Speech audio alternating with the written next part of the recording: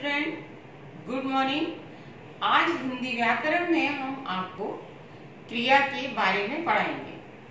क्रिया क्या होती है और क्रिया के भेद कितने होते हैं। तो सबसे पहले हम जानेंगे कि क्रिया क्या होती है। क्रिया यानी किसी भी कार्य को करना क्रिया कहलाता है। जैसे जब जिन शब्दों से किसी भी कार्य के होने का पता चलता है उसे हम क्रिया कहते हैं। मतलब जिन शब्दों से हमें ये ज्ञात हो कि हाँ ये कार्य हो रहा है उसको हम क्रिया कहते हैं। क्रिया क्या होती है? जैसे चलना, रोना, हंसना, घूमना, ये जो है क्रिया है। क्या है? क्रिया। तो जब ये चीजें होती हैं, ये शब्द होते हैं जिस वाक्य में, तो हमें मालूम पड़ती है क्रिया हो रही है। तो जिन शब्दों से किसी कार्य के होने का पता चलता है उसे हम क्रिया कहते हैं। जैसे शब्द हमारे होते हैं, जैसे कार्य के होने का पता चलता है। जैसे हंस रहा है तो हो गया हंसना, हमारी क्या हो गई? क्रिया। रोना, चलना,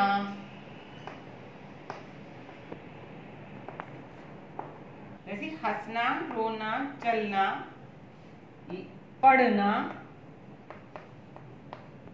यानी ये क्रिया के होने का बोध बता दें कि हाँ वही कोई क्रिया हो रही। जैसे राम पढ़ रहा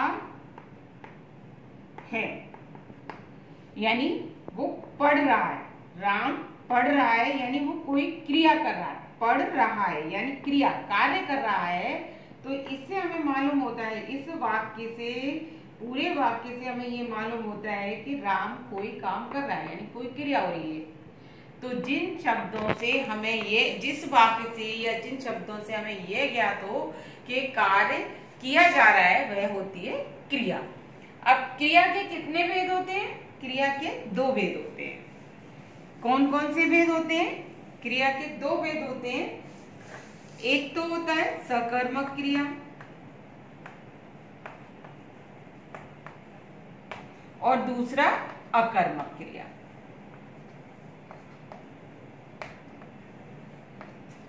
सकर्मक क्रिया और अकर्मक क्रिया। Got it? पहला हो गया और ये दूसरा हो गया हमारा। जैसा कि इसके नाम से ही आपको दिख रहा है, सकर्मक क्रिया यानी जिसमें किसी भी कार्य के होने का बोध हो, कर्म का बोध हो, मतलब काम करते हैं उसका बोध होता है, उसे हम सकर्मक क्रिया कहते हैं। जिसमें किसी भी कार्य को किया, जैसे सकर्मक यानी काम का, कर्म का होना, जिसमें किसी कर्म का बोध होता है। जैसे मान लीजिए आप, बंदर फल तोड़ रहा है। क्या है? बंदर फल तोड़ रहा है। ये एक वाक्य है, ये पूरा एक वाक्य है। इसमें जो है, जहां पर कर्म है, सकर्मक क्रिया होती है जिसमें कर्ता, कर्म और क्रिया तीनों का प्रयोग होता है। यानी जिस वाक्य में कर्ता, कर्म और तीनों क्रिया, तीनों का प्रयोग हो, बोध हो, वह हमारी होती है सकर्मक क्रिया। यानी बंदर, बंदर क्या हो गया हमारा? कर्ता। क्या हो गया? कर्ता। कार्य को करने वाला कर्ता होता है। समझ में आया ना बच्चों? ये हो गया कर्ता, बंदर। जो कोई कार्य को करता है उसको हम कहते हैं कर्ता हो गया। ये बंदर काम को करने वाला हो गया। फल क्या है? फल क्या है? कर्म। फल क्या है? कर्म। और तोड़, तोड़ क्या है? तोड़ रहा, यानी बाकी का जो शब्द बचा, तोड़ रहा है, क्या कर रहा है? वो तोड़ रहा है, वो क्रिया हो गई। तो ये हो गई हमारी क्रिया। समझ में आ गया? बच्चों, मैं इसको क्लियर लिखती हूँ आपके, दोबारा से लिखती हूँ। बंदर फल तोड़ रहा है। अब देखिए, इसमें जो है बंदर करता है फल कर्म में और तोड़ रहा है पूरा, ये हो गई हमारी क्रिया।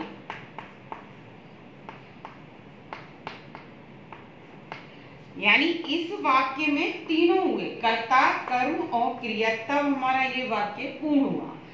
तो जहां पर तीनों का प्रयोग किया जाता है, तीनों से वाक्य की पूर्ण होता है, वो होता है सकर्मक क्रिया। यानी काम जिसमें कर्म होता है वह सकर्मक क्रिया कहलाती है, कि बंदर फल तोड़ रहा है। अब है सेकंड हमारा अकर्मक क्रिया। अकर्मक क्रिया जिसमें कर्म नहीं होता। सकर्मक में कर्म हुआ फल, और अकर्मक में जिसमें कर्म नहीं होता और बिना किसी और शब्दों का प्रयोग करते हुए या सहारा लेते हुए, बिना किसी शब्दों का सहारा लिए बिना ही वाक्य पूर्ण हो जाता है। इसमें जैसे अर्थ इसका पूर्ण हो जाता है। जैसे कि मतलब उदाहरण के लिए बताएंगे हम आपको, अकर्मक में बादल गरजते हैं।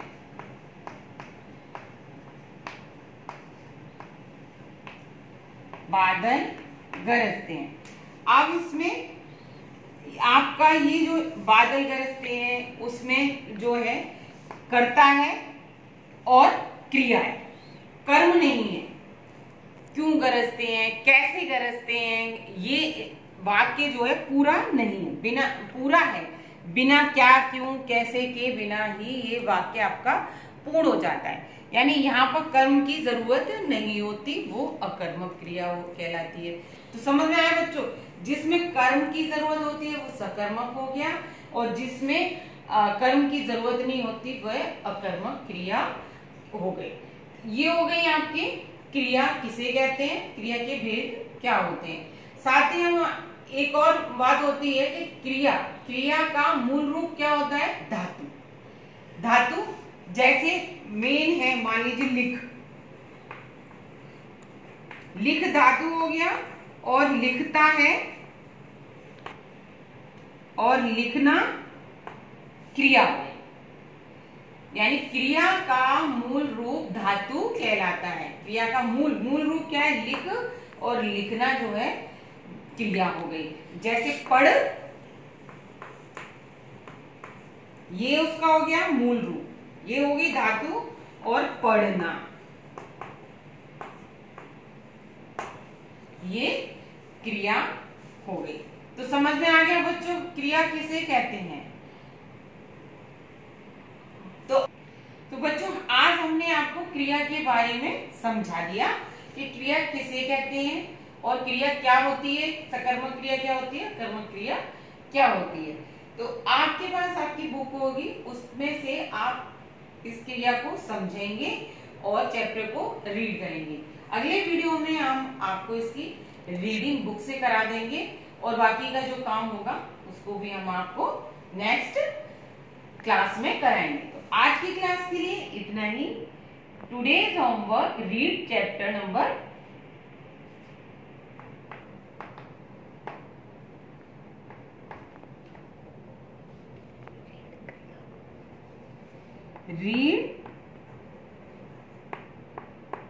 'क्रिया', चैप्टर नेम क्रिया।